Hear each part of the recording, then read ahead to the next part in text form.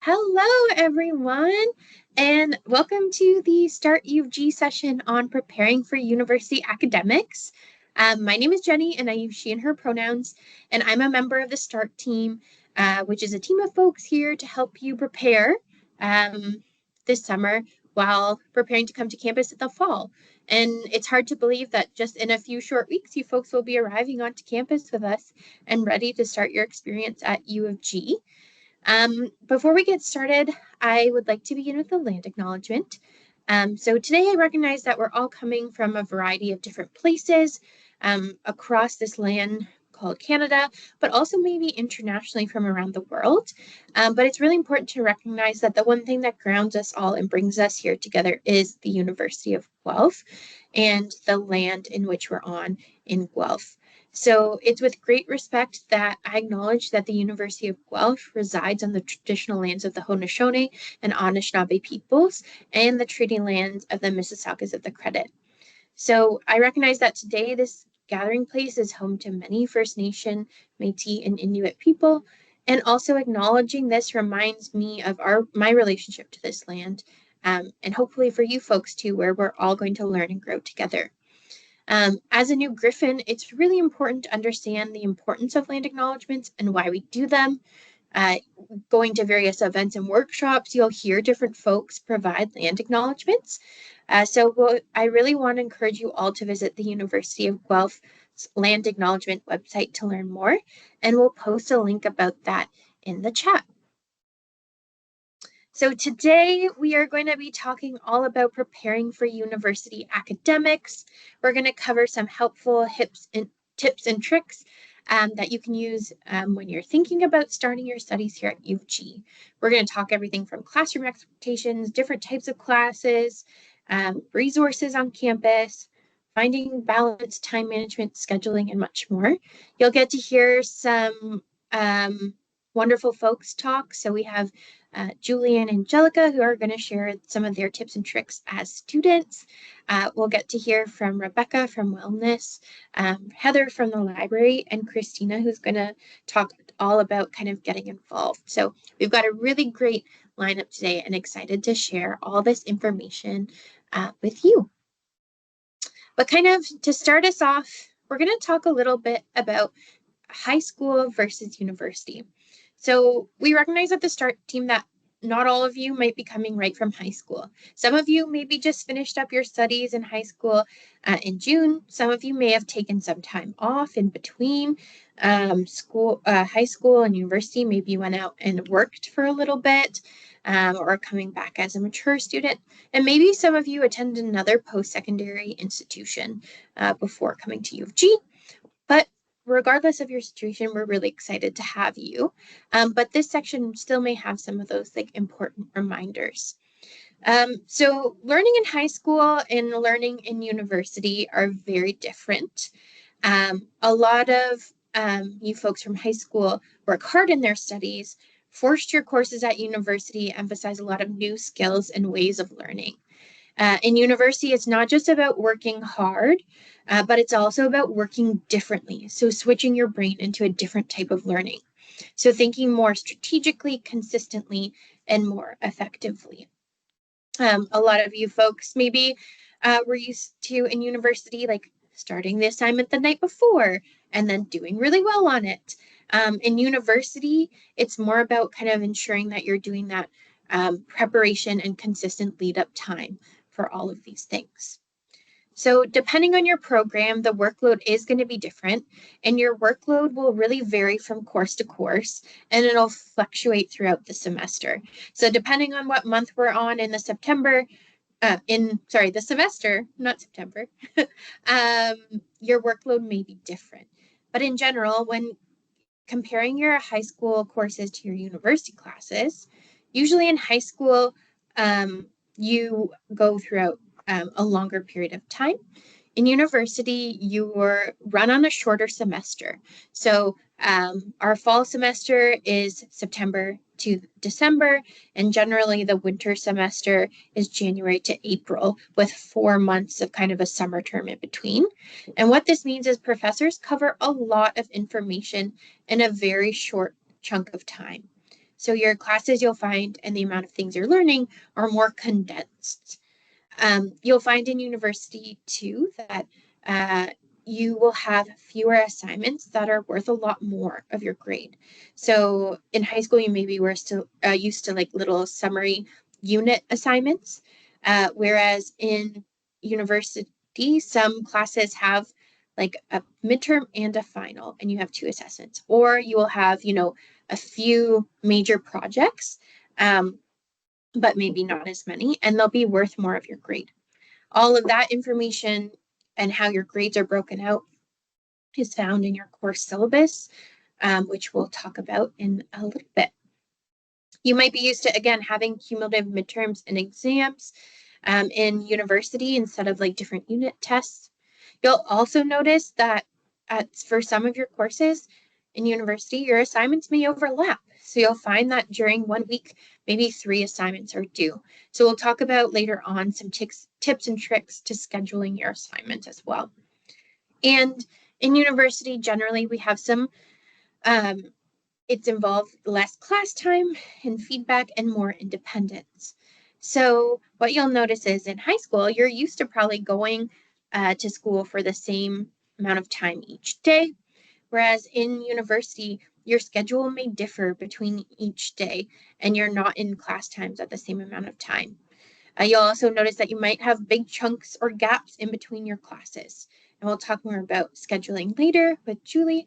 But really going to class and completing suggested work will help you stay on top of your courses. And those free blocks of time are really that time that you need to be using to involve in your classes. So it's easy to fall behind in your classes and quite often challenging to get caught up. So most classes are about 3 hours a week and then also require about 3 to 6 hours of work independently. So in those blocks where you don't have scheduled classes. It's really important to stay on top of your work from the very beginning and avoid letting it pile up and your midterms and exams. You may be all coming from different high school experiences from the past few years. Some of you perhaps had some high school experiences in the pandemic, but I want you all to know that you all are more than likely coming in with a unique skill set and a lot of skills that you've already developed throughout your time before coming to U of G. So, you've already developed a lot of great skills in time management, and these are skills that you'll need to practice and kind of refine when you're in university. You may have also experienced challenges, and these resilient skills that you used when in those challenges are really important to bring when you're transitioning to university. Either way, all of you have some wonderful skills that are really important to master and continue practicing while you're here at university. So it's important to remember when you're transitioning to university academics to remember those skills that you've utilized in the past. So we're going to talk a little bit about some specific tips for academic success. So we are going to, sorry, I just see a comment noticing that the audio is low. So I'll try to fix that. Thanks for letting me know. But we're going to talk about some tips for academic success while we're studying at university. So the first thing I want to talk about is your syllabus or course outline. This is a document that every class that you attend at the University of Guelph will have. These are written out by your professors, and it's really kind of like your guideline and your holy grail document for while you're studying. In your syllabus, you'll find the important dates that your instructor has set out for your assignments. You'll also find the important assignment breakdown, so how much each assignment is worth, and instructions for your assignments as well.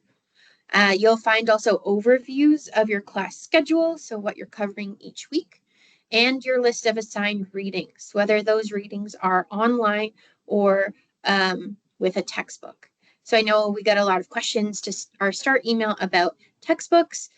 Some professors require students to buy a textbook, and it is outlined in the syllabus what textbooks you're required to have Some just publish all their readings online and provide you the links. It's really dependent on your professor.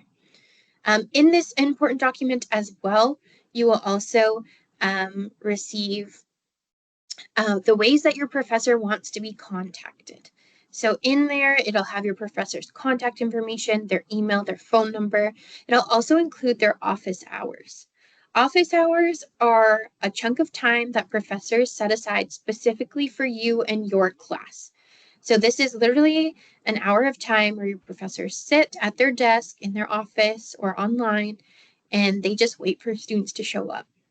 This time is specific for you folks to be able to ask questions about the course, to go and perhaps review an assignment with a professor.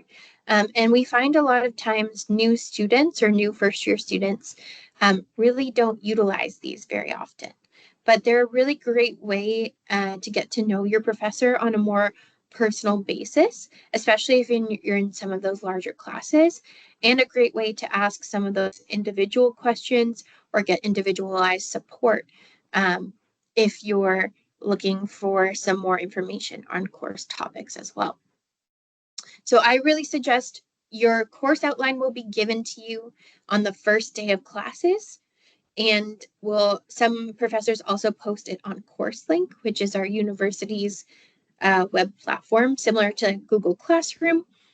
They will post these by the first day of class. And I really strongly encourage to take each course syllabus and write out all those important dates on a calendar right away. That way, as you head into the semester, in your first kind of semester at U of G, you have all your important dates written out and you know what is due when.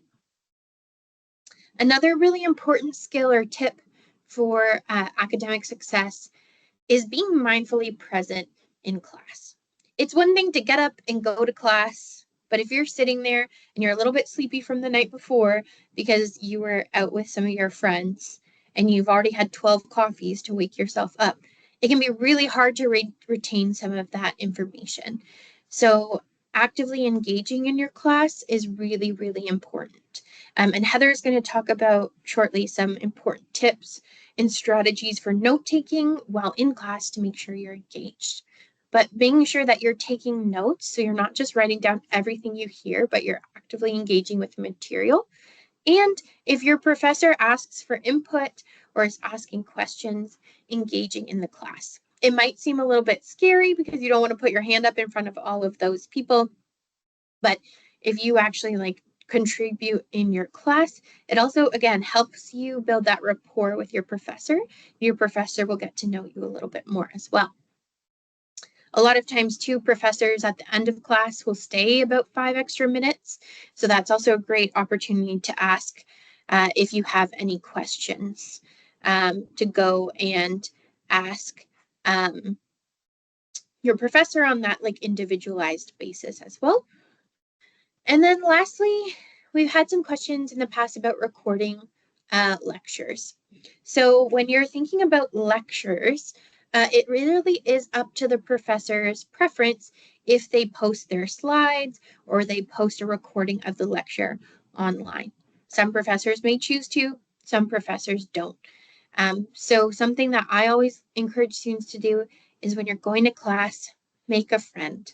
Especially in those bigger first-year classes, you're all in the same boat. So even just sitting down next to someone and being like, hey, do you want to be buddies for this class and exchange notes? You're all in the same boat most likely. So it's really helpful if you have to miss a class because of sickness or illness, or you had something come up, to have that kind of friendship, be able to borrow notes, especially if your professor doesn't post their lecture slides. You never want to record a professor with your phone or anything like that unless you've been given specific permission. You need to ask your professor if you can do that, because actually the lecture and information they're sharing is your professor's intellectual property, and you need to get permission if you do need to record as well. This is outside of some of the recordings that students who are registered with Student Accessibility Services need. but this is just more of a recording for a personal note as well. And again, it's really helpful to review the notes, either you've taken in class or the notes that you have been provided. But again, it really is up to the professor and their style if they're going to post those notes there for you. But speaking of notes, I would like to invite Heather from the library up on the screen, and she's going to share with us a bit about how you folks can actively take notes and engage in class material. So take it away, Heather. Oh, thanks very much, Jenny. Hi, everybody. I am a learning specialist in the library, and a large part of my job is supporting students as they're developing their learning and studying skills. One of the things I was asked to talk about today is tips on note taking, since it's going to be one of the first things that you're going to do in class. I wanted to share a particular method. It is called the Cornell method. It can be done on paper, in a Word document. What you're seeing on the screen is OneNote, the Microsoft OneNote template that I created for this session.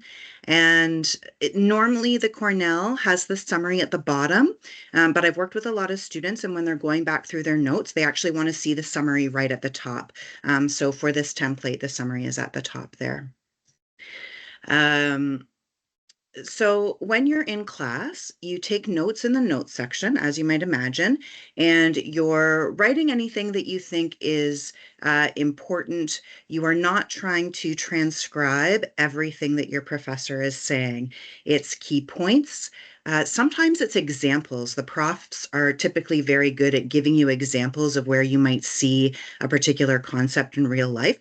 So you'll want to note that down.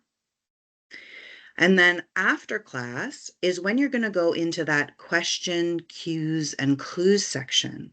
You're going to look at your note on the right-hand side, and then you're going to think to yourself, what question would this note answer? And so you're going to develop questions or cues for yourself to study from in that left-hand column. You'll notice on the screen that each question has a little question mark beside it. This is something specific to OneNote where you can tag each question individually. And the benefit of using OneNote is that you can pull out those tags into a sheet of just study questions on your own. So you'll see on the right-hand side, there's a sheet there called study questions. And that was just a click of a button to pull it out into one page. And you can use that to create your test for yourself. You can also use this to copy and paste into something like Anki, which is a digital cue card, or you can use it to write cue cards for yourself. So when you're taking notes, it's not just notes.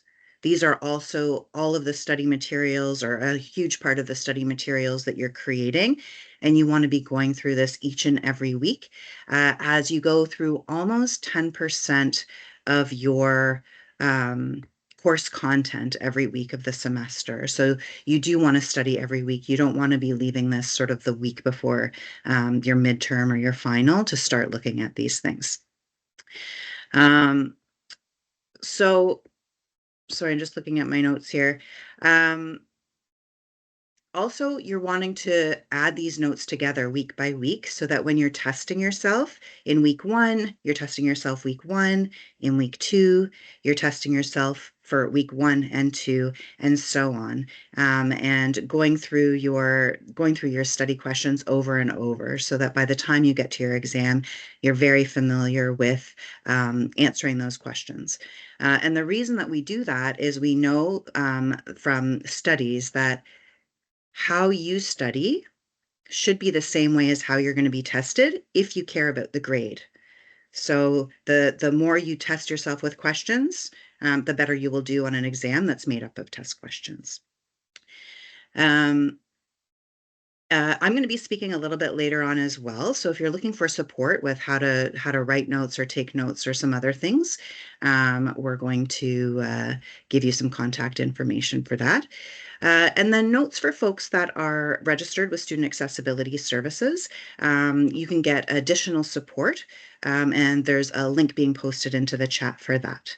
Anyway, thanks very much.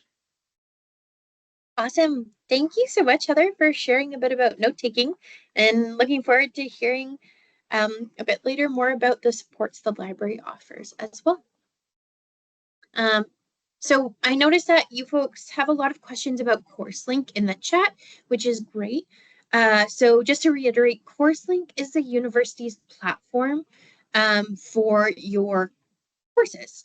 So similar, some of you folks may be used to using Google Classroom in high school.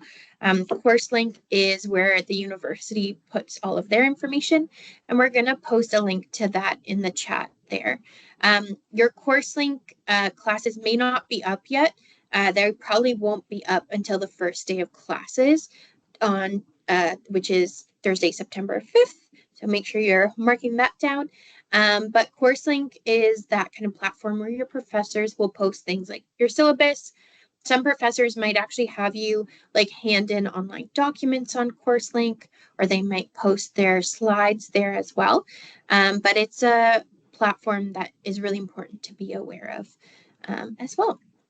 If you have questions about CourseLink or how to use it, you can email us at start@uvg.ca, or you can actually go to your professor's office hours and chat with them a bit about CourseLink and how to use it, or if you're having issues there. Like I said, office hours are those intentional hours that your professor will set aside for you and your course to be able to ask questions, things like that. Communication with your professors is extremely important. If you're not understanding things, if you're looking for additional support with the materials or have questions about your assignments, it's important to email your professors. That's a big difference between high school and university is, if you're in a class of 500 people or 300 people, your professor doesn't have the ability to know if you're struggling with something. They can't read your mind because they're not able to keep as close of a watch on you as, say, a high school teacher was in a class of 35. So it's really important to connect with your professors, communicate with them, let them know if you don't understand something or are looking for some more support as well. And office hours is a way that you can do that. You can also connect with your professor via email. So again, making sure when you're emailing your professor, you're writing your name at the bottom, and you're putting your student number as well, so that and you're emailing from your University of Guelph email. Your professors will not respond to your, Gmail or your Hotmail accounts or your live accounts. They only respond to the University of Guelph email addresses. So that's really important as well. And you might have some teaching assistants for some of your classes. And what a teaching assistant is, or a TA, you might hear them referred to, is an upper year student, usually in like their 4th year of undergrad, or a graduate student who is kind of like a aide to your professor, who might help mark some of your assignments. They might run some of your seminars or labs, which we'll talk about in a few moments. And they, again, are there to help support you in learning the material. And it's also really great to get to know them as well, because they're usually the ones who are marking your assignments. So if you have questions, they're usually your go-to point as well. And all of their contact information is also going to be in that course outline or syllabus. And again, some really important things to keep in mind and some tips is for thinking about university from the independent learning lens. So a lot of times in high school, I'll use history as an example, you're taught like specific dates for specific historical events. Whereas in university, you're going to want to do some more critical thinking. So instead of just memorizing those important dates of historical events, they're going to ask you, why might these events have happened?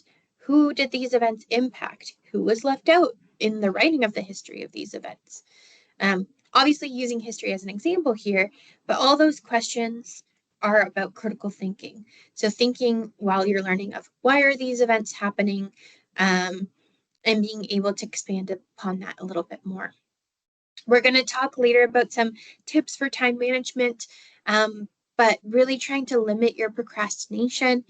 Procrastination happens to everyone, but we can help to try to limit this through like really being intentional with our planning and time management. And then also remembering that university, you're here for academics, but you're also here for support and you're here for fun. And it's those experiences that happen outside of the classroom that really also do make your university experience. So later on, Christina is going to chat with us about some ways to get involved outside of the classroom with clubs and societies that can really help enrich your university experience as well. So while I just talked about outside of the classroom, we're going to talk about inside the classroom really quickly. So inside of the classroom, there's different types of classes here at the U of G and in university in general. So we have lectures. So a lecture is usually where a professor teaches a group of people. And this really is usually for your information exchange. So your prof sits there at the front of the room. While you can ask questions, lectures do not typically involve much discussion back and forth. It's mainly a teacher trying to, or professor trying to kind of send information. It's usually your biggest group of people. Depending on your program and year, your lecture sizes can really range from, small classroom size lectures to really big lectures. Like if you're having a lecture in Rosansky Hall, it can be quite big, like 300 people. So it really does depend.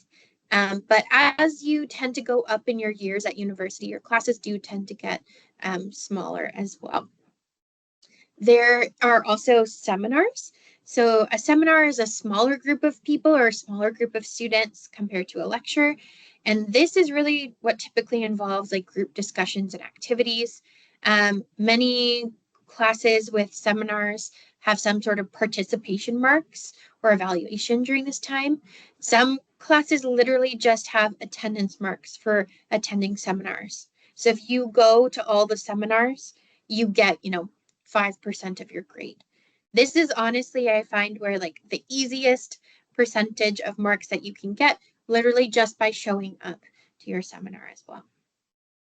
There are also labs. So a lab typically involves some sort of experiment or practice exercises. So they're most common in science courses, some language courses, and computer and engineering courses have labs as well. And then we also have distance education courses, which some of you may be enrolled in. So these courses are delivered entirely online via CourseLink. And online courses are really designed with flexibility in mind and are usually asynchronous. All these things would be indicated on WebAdvisor, what type of course or class your sections are.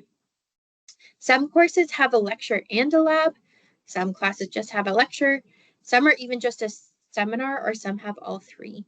You'll be able to see what kind of components your course has and your class schedule on the student planning tool on WebAdvisor.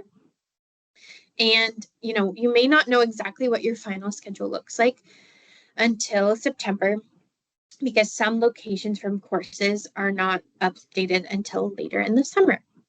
But speaking of our class schedule, I'd like to invite Julie up to chat with us a little bit about her kind of tips and tricks for creating a schedule during university and kind of how she built a schedule as well. So welcome, Julie. Okay. Hi, everyone. My name's Julie. I use she and her pronouns, and I'm on the orientation team this summer. I'm going to walk you through a little bit of scheduling. This is kind of some things that I like to keep in mind when I'm doing my schedule. I'm a pretty avid planner user, I would say. I have a physical copy of my planner. I bring it like everywhere. I go through it every week and I keep track of what I need to do, which helps with my busy schedule. I've got everything done that I need to do. But first things first, when you sign up for your classes on WebAdvisor, you should be given a schedule, kind of like the initial class schedule that you can see on the left on the slide. Now, this is a good start. You can see when all your classes are, and it's, in a calendar, it's a schedule, but it's not perfect. Like Jenny mentioned earlier, some classes have seminars or labs. And in my experience, some seminars or labs don't happen every week. Sometimes they happen every other week. Sometimes, I don't know. They're just kind of like, oh, we're having one this week. Oh, the professor or someone is away, so this one's canceled. So they're good starts, but they're not perfect.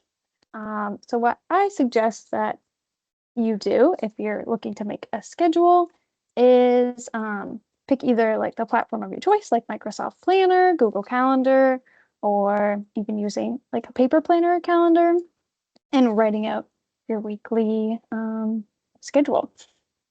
I'm going to say schedule a lot. Apologies for that. The first thing I do on the first day of every single semester is go through each of my course outlines and add all of my important dates to my planner as well. Jenny mentioned doing that earlier, and I just couldn't agree more because that's a very useful tip.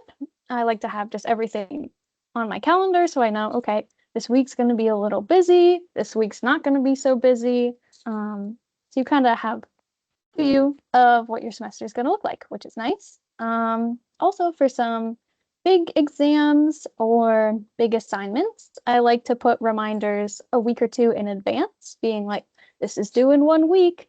So it doesn't like you turn the page on your planner and you're like, oh, this is due on Tuesday and it's a really big exam. I forgot about it. So having those reminders a little bit before helps you keep on track of everything. And okay, I should start studying. This is in like 2 weeks.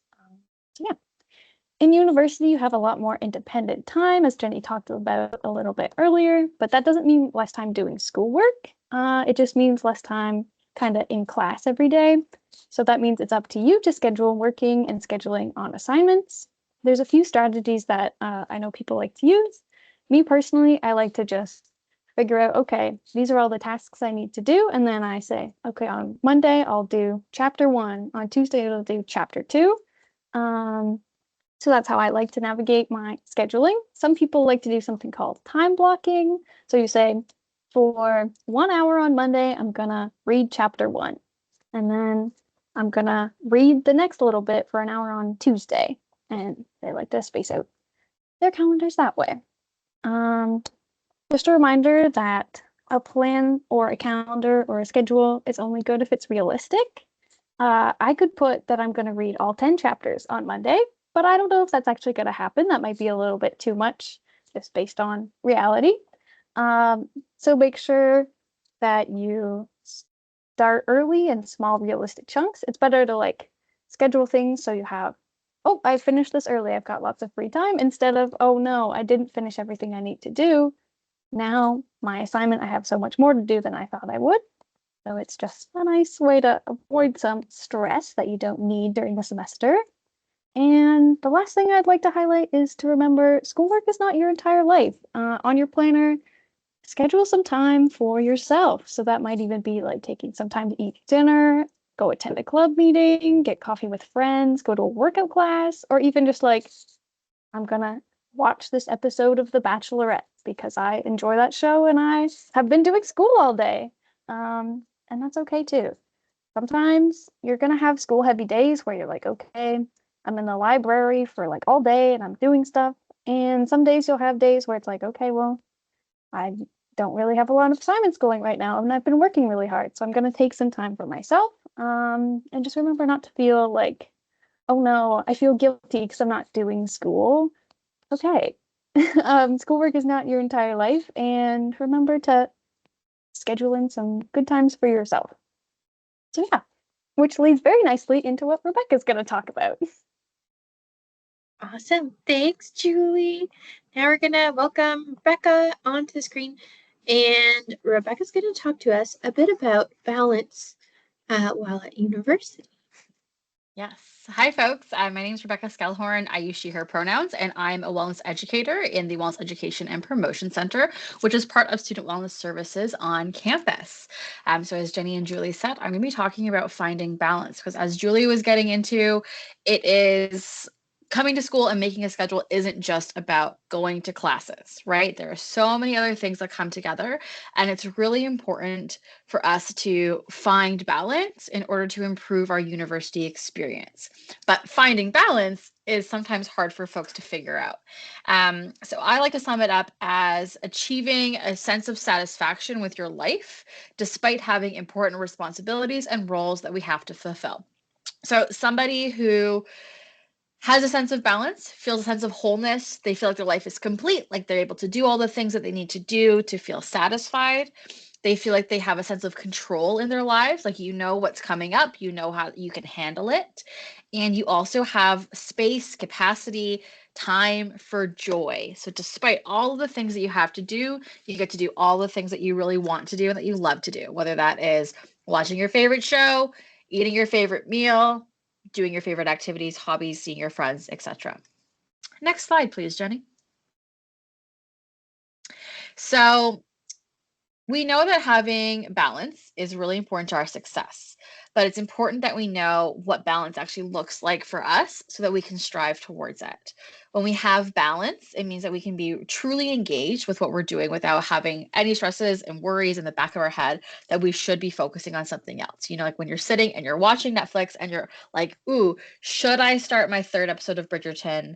Or do I need to go do my dishes? Or do I need to go do my readings? You know, you really want to keep doing that fun thing, but you have that nagging sense of worry or stress. We're also aware of our own boundaries and our own needs so that we can be comfortable with our own identities and our goals and our roles when we're feeling balanced. And most importantly, balance does look differently for everybody. Some folks prefer to have more downtime and like to relax when they're not busy. Others want to maybe travel or be active, go outside, keep busy all the time. Either way, it's perfectly okay as long as it's helping your well-being to improve. Whatever balance routine you're trying to set up for yourself, like Julie was saying, it has to be realistic. It has to be attainable for you specifically. So if you're watching all these TikToks of people's, you know, here's like a day in my life, and you're like, ooh, that seems really fun, or that seems like the ideal that I should be striving for, it might not work for you. If you're not a morning person, you're not going to be able to get up at 5 a.m. every day to work out just because you think you should or because you see that on the internet or others do it. If you don't have time to cook for yourself every day, that's okay. We're not going to beat ourselves up. We're not going to feel guilty because sometimes we don't have time for that. It's also important to remember that finding balance isn't something that we're going to just flip a switch and achieve overnight. It's going to take us some time and some patience. It's going to take experimenting and fiddling with our new schedule and what university life is really like to figure out what balance in university means for us. And the thought of that can be really overwhelming. So I'm going to give you some tips on the next slide to hopefully help you get started with finding balance. Next slide, please, Jenny. Amazing. Oh, I see now it's flipped because I didn't flip it on my own. That's why. So your first tip kind of goes hand in hand with what Julie was saying around building a schedule. But I'm going to propose that you try it a different way. If you have made your schedule and you're feeling like, this time blocking or putting things in is not really working for me. I'm losing time. I'm not able to accomplish everything that I want to accomplish. What's going on? Something that you can do is make a daily log so that you can use a weekly schedule, an Excel template, whatever you want to use that makes it worthwhile for you, an agenda. And you're going to write down every single thing you do over the day so that you can reflect on how your day was. How much time did you spend working compared to relaxing? How much time did you do on coursework for your biology class versus your chemistry class? Doing that can help you to find those imbalances and reallocate time towards things that will help balance you a little bit more. So if you're finding that you spent 3 hours studying for chemistry and only 10 minutes studying for biology, and you're feeling like that's not really balancing and working for you, then try shifting that and splitting the time half and half over a day to see if that works better. Remember that sometimes during certain times, like exam periods, midterms, etc., you're going to be shifting your time towards certain activities like studying more than usual. And so there does have to be that constant shift. But by keeping a daily log, it helps to figure out where am I actually spending my time so that I can make my daily schedule a little bit more realistic for me. Next, I recommend making a to-do list, but making it something that is meaningful to you. So I recommend for, 10 minutes every day to figure out what your to-do list is. That could be the beginning of the day, the end of your day, whenever works for you. Make sure that you pay attention to how much time and value each task holds for you and prioritize the tasks that are going to help you to find balance the most. So that means that making sure that self-care is near the top of your priorities and not at the bottom. So maybe the first thing you have is eat breakfast. Maybe the second thing is have a shower. Maybe the third thing is text your mom, good morning, whatever it is that you need to feel good for yourself and start your day off well. Make sure that those things are higher on your priority list versus other things. Checking off responsibilities can also be so satisfying. It is really good for your brain to feel focused and accomplished by giving that a little bit of a check mark. And so that can be really helpful in creating this list. I also recommend that if a task feels overwhelming, to break it down into smaller tasks. So if one of your things you need to do is do your laundry, putting do laundry to me as my enemy, I hate doing laundry. Putting that on my list feels overwhelming. So what feels less overwhelming is to collect all of my dirty clothes and put them in a hamper. Check that off. Next, wash those clothes. Check. Next, put them in the dryer. Check. Then fold the clothes. Check. Then put the clothes actually away. So yes, now it's 6 things on my to-do list, but it feels way more attainable for me when that task feels overwhelming. The next thing that's really important to remember in finding balance is the importance of saying no. No is a full sentence. You don't have to explain yourself or provide reasoning. You want to prioritize your self care and the things in your schedule that are important to you. And so sometimes we do need to say no because having too many opportunities, too many invites can throw off our balance. So, yeah, maybe you schedule time and you say, hey, Thursday nights is when I get to see my friends. And that works really well for me. If somebody invites me to do something extra on a Wednesday, it's okay if I need to look at my schedule and see if that's going to work for me before I say yes. And finally, it can be really helpful to work on spending some time building healthy habits because this is a way to find balance. By finding those things that are going to help you have better self care and making them automated, it makes your life a lot easier because you're not taking as much time to think about having to do the thing. So if I know that every morning, as soon as I wake up, I brush my teeth, then I don't have to plan to brush my teeth, right? If after I brush my teeth, I have breakfast every day, then I don't have to plan to have breakfast. If while I'm on the go bus on my way to school, I know that's when I'm going to be checking my emails and looking at my course link for the day, then that's a habit that you don't have to plan for, right? So by taking the time to create those habits, it takes time, it takes less energy away from doing other things. So building a healthy habit does take time. You do need to have some patience and work towards it over and over again because it will take practice to make it part of your daily routine. But something that can help a lot is to think about what are my rewards? What am I going to get out of making this a habit and doing this behavior? Do I get satisfaction? Do I get excitement? Do I get pleasure? Do I get a sense of accomplishment? Think about those rewards and get excited about them. You can ask your friends and say, hey, I'm working on this habit. Can you help me out and keep me accountable? And you can write it down on your to-do list and see that progress every day as you check it off. Another really helpful tip to building a habit is to think about how you can make it 20 seconds easier to start a habit or 20 seconds harder to stop a habit.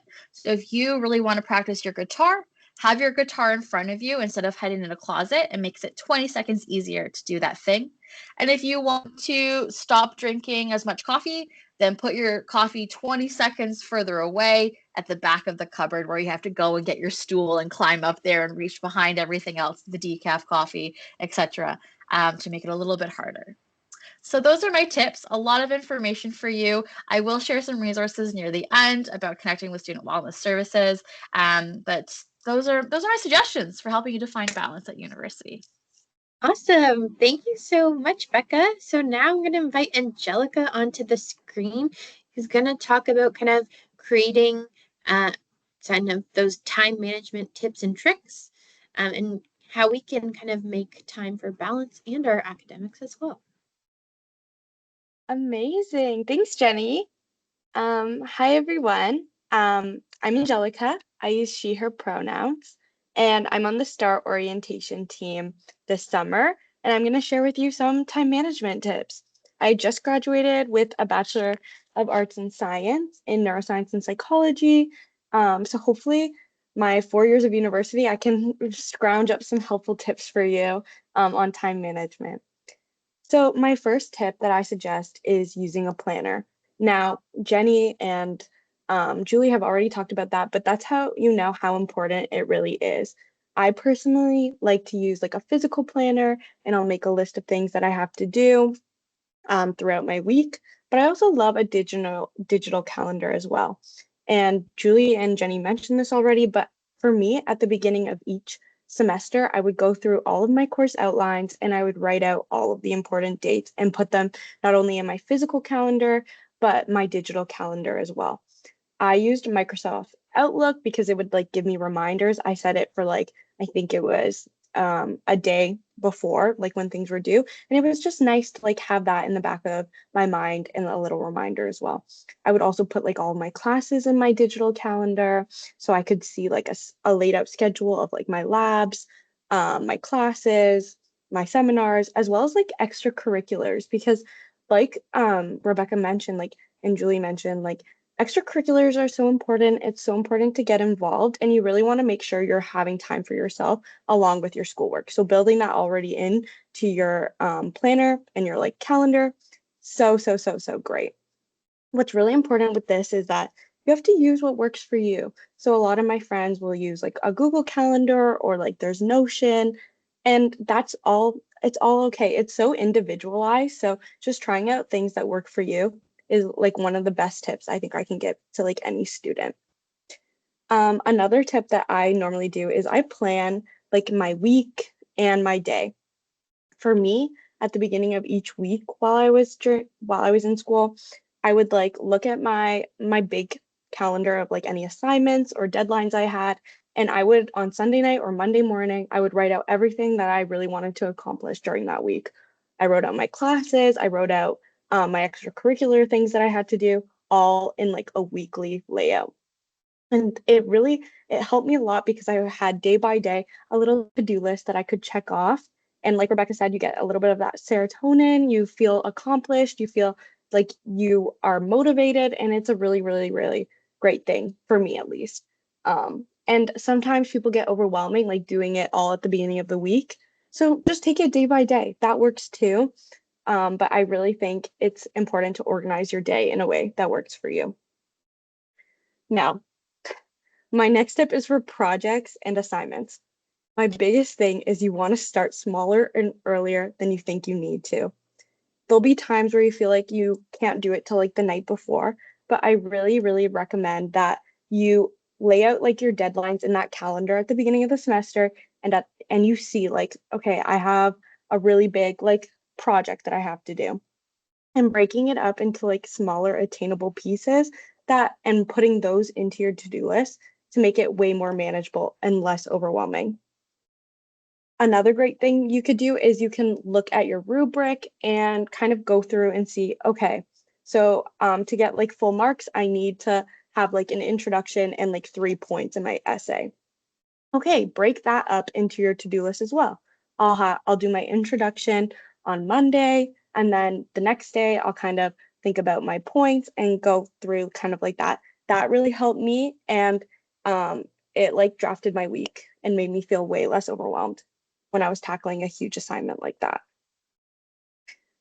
Another great thing is that I would always try and make like outlines before like my big assignments, and that kind of helped me stay on task as well because I could see like, okay, I have like my ideas down on paper, and it gives you a start of like, okay, now I can move on and tackle like the really big parts of my assignment.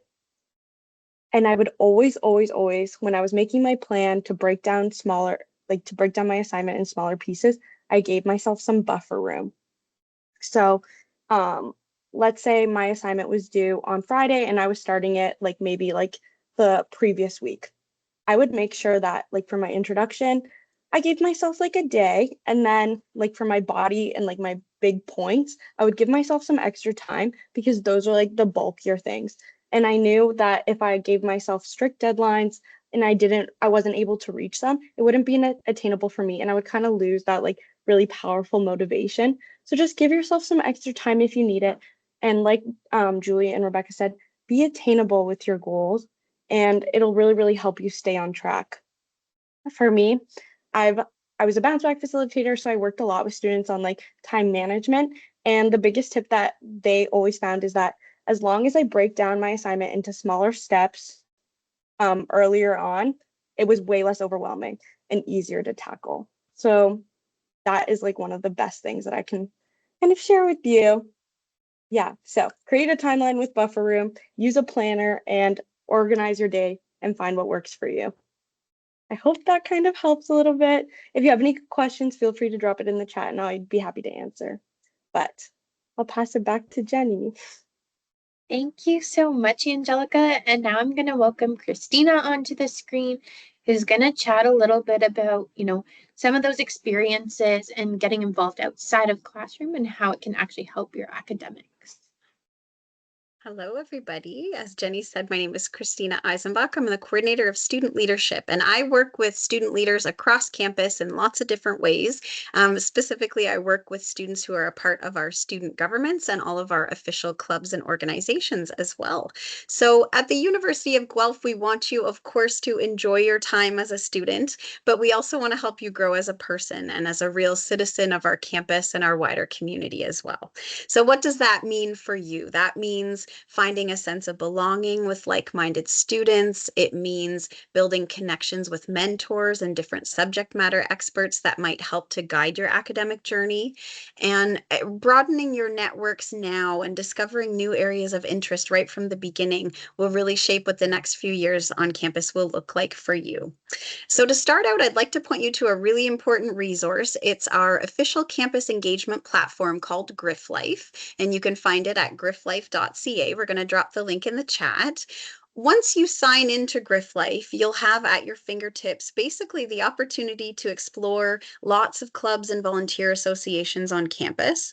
You're also going to find workshops and events that you might be interested in, and these will be run by different student groups, different professionals from the U of G, and sometimes also guest lecturers from other institutions as well. So the topics and the clubs that you find there might be academically based depending on your major or minor. We have clubs like the Fine Arts Network, the Geography Society, Nanoscience Club, and many, many others. Or they might be co-curricular. So everything from theater companies to water polo to formula racing, and there really is something out there for everybody. So definitely check out GriffLife. You can also consider reaching out to our Student Volunteer Connections office, and they'll be able to help you with information about local volunteer opportunities that might be related to your academics in your field of study. And they tend to have both short and long-term initiatives that you can be a part of, and know about just special projects that are going on in our local community. Definitely also consider co-curricular involvement through our amazing Peer Helper program. So the Peer Helper program is a campus-wide volunteer initiative with over 20 teams of what we call students helping students. So you might end up, for example, on a career services team where you can offer resume critiques and interview practice to other students. Again, there are all kinds of themes across our different teams. But basically, as a peer helper, you have the opportunity to guide and help other students on campus in a variety of different ways through these different teams, while also enhancing your own skills and learning and your resume as well. Again, the links to both of those resources will be posted in the chat. And just know that all of the opportunities and the resources that I've just mentioned are going to help you find support too and help you make those important academic connections in your first year and beyond. And don't ever underestimate the importance of volunteering and involvement in achieving your goals and some career opportunities, because a part of your success at Guelph really is about being connected to the world around you and having a positive impact on other people as well. And I will send that back to Jenny and then Heather. Thank you so much, Christina. So we're going to go through some, as we wrap up the end of our session today, we're going to go through some important resources and hear again from Heather, Rebecca, and Christina about some things that you folks can access on campus to help you in preparing for academics. So Heather's here to chat with us about the library. Thanks so much, Jenny and Christina. Hi again, everyone. I just wanted to say, Rebecca, I love that 20 seconds easier, 20 seconds harder approach. I hadn't heard that before, and I am definitely going to implement that. So thank you for sharing that.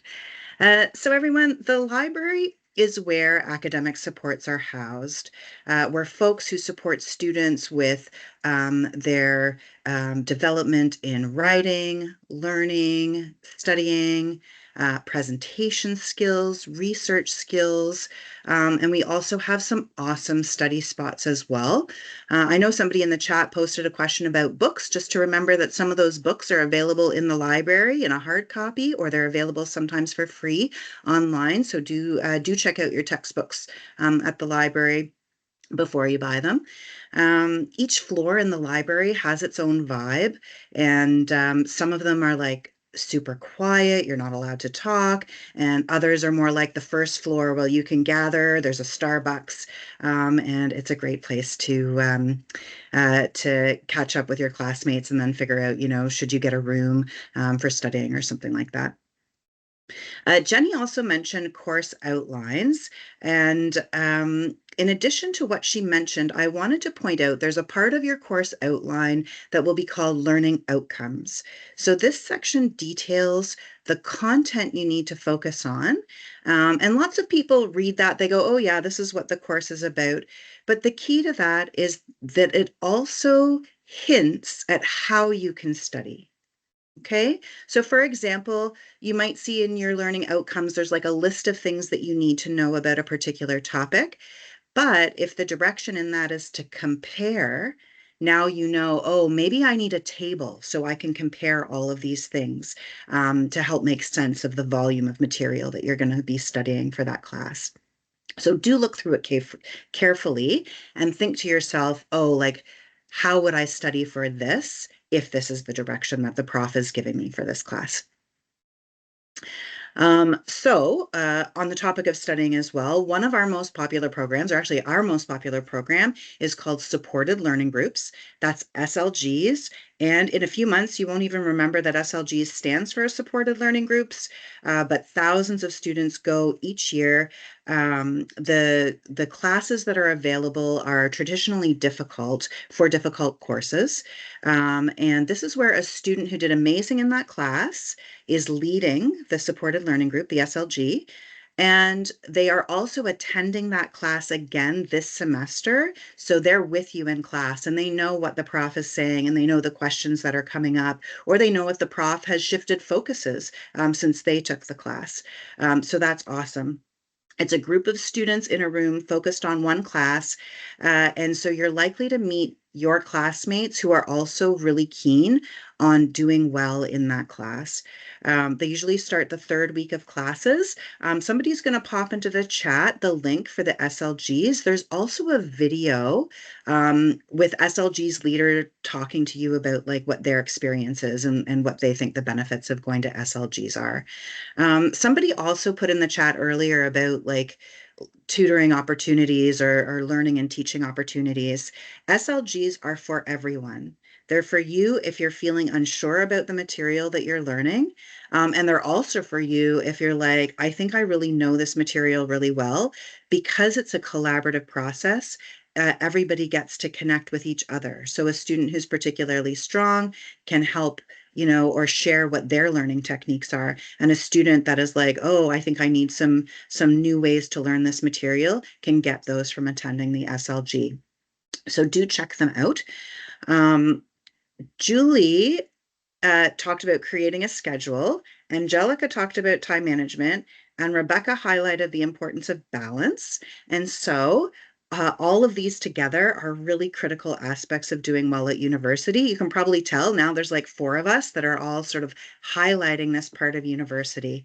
But what I want to say to you is that it can be tough to create the right schedule for yourself. And that we are available in the library. You can come in and meet with a learning specialist or an academic coach that can help you create the schedule that's right for you, knowing that what's right for you changes week to week. So your schedule is only as good as you're willing to edit it and alter it. There is no perfect schedule that will be good for every week of the semester. Okay. But if you'd like some additional help with that, come in and meet with us. Our appointments open the 12th of September.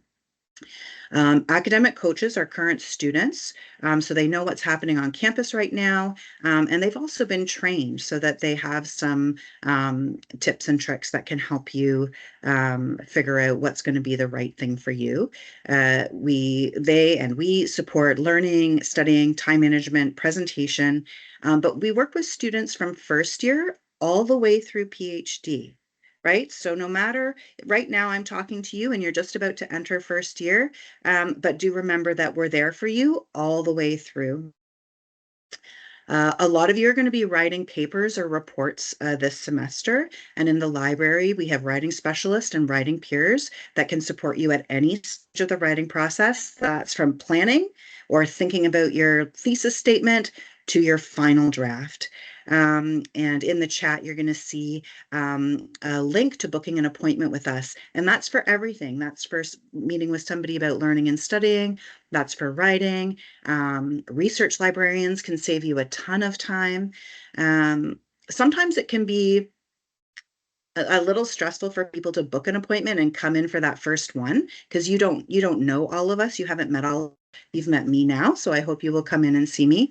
But I wanted to share some of the things that we hear, particularly first year students, so you know the kinds of things that you can just share with us when you're booking an appointment.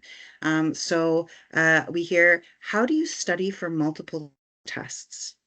I'm taking chem and physics. How much time should be spent versus learning the theory? And I'm just going to give you a tip here. We call it 80-20.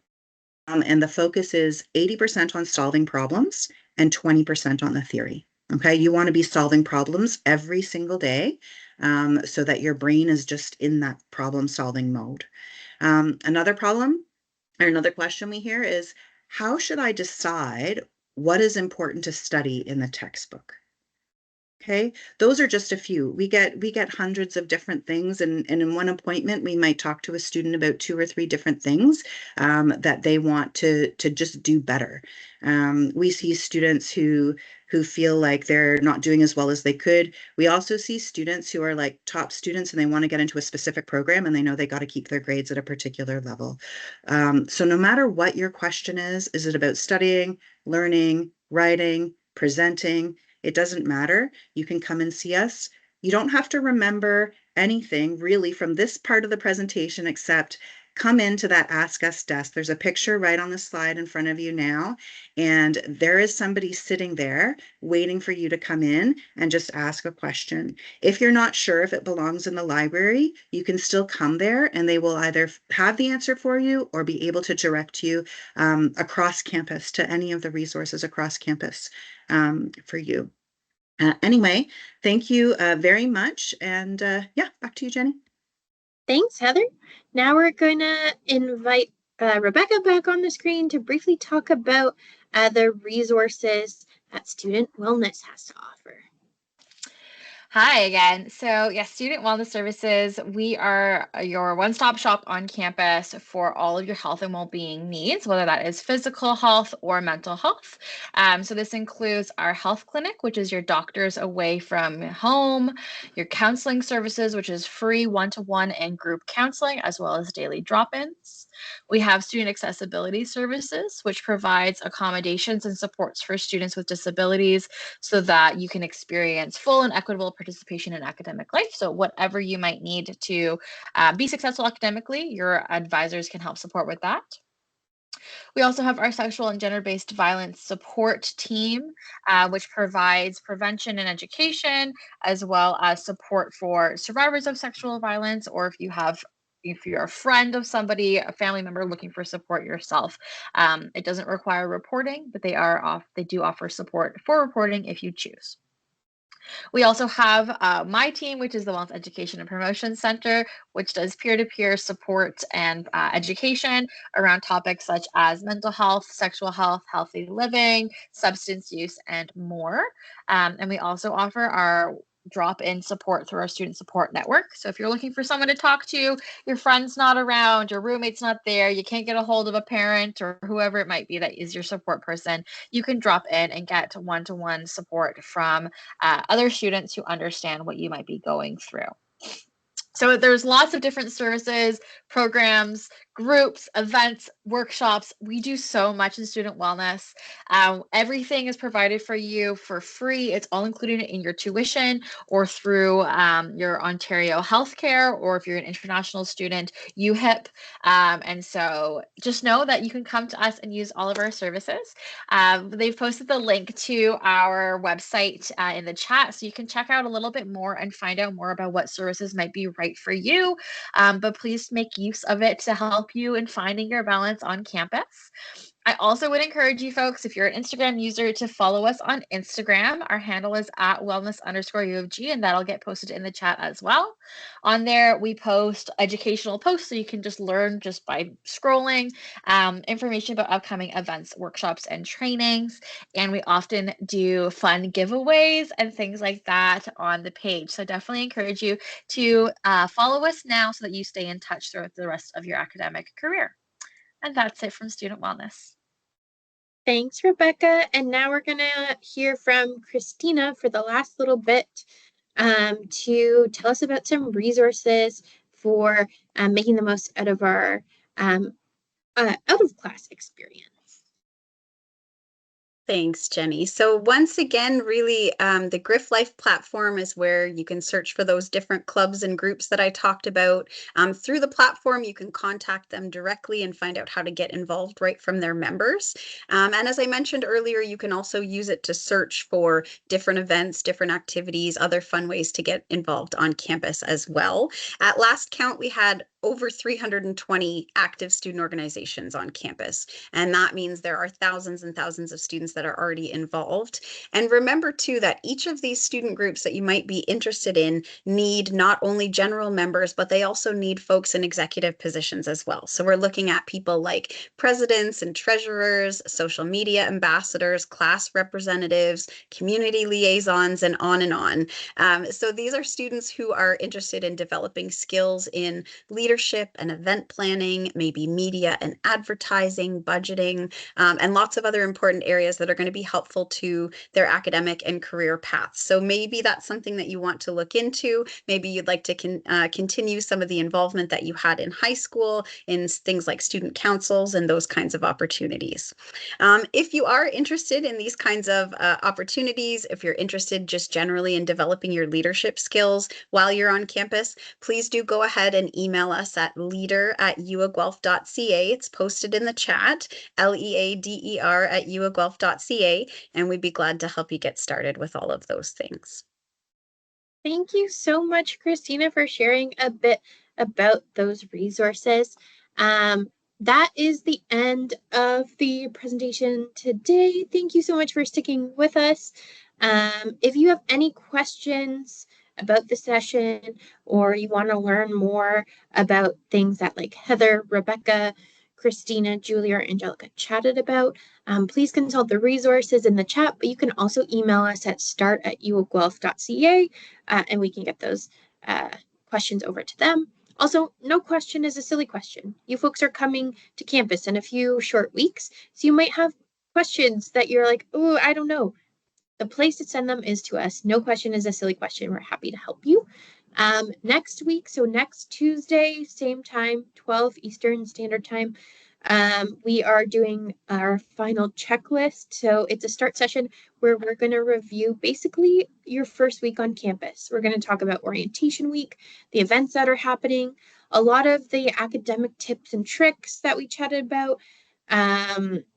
Will be covered in sessions in person in a week. We'll have events run by the library. We'll have events run by student wellness services. And you'll get to see a lot of those different clubs and societies that Christina chatted about as well. So make sure to check in that session next week, and we'd love to see you.